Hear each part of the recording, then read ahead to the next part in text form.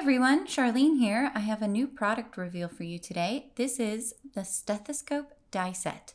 It contains a heart-shaped stethoscope and nurse's cap, along with several smaller dies that you can use to customize things. Now you can see on the nurse's cap there, you can clip out that center piece, but I have chose to keep it in to make my inlay a little bit easier. Here I've cut out all of the pieces in white and then some of the pieces in silver and red in order to customize things.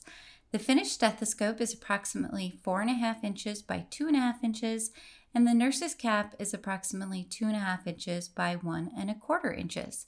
I made a slimline card with the set and incorporated a few other items from the new product release. I hope you'll join me over on the Whimsy Stamps Facebook inspiration group.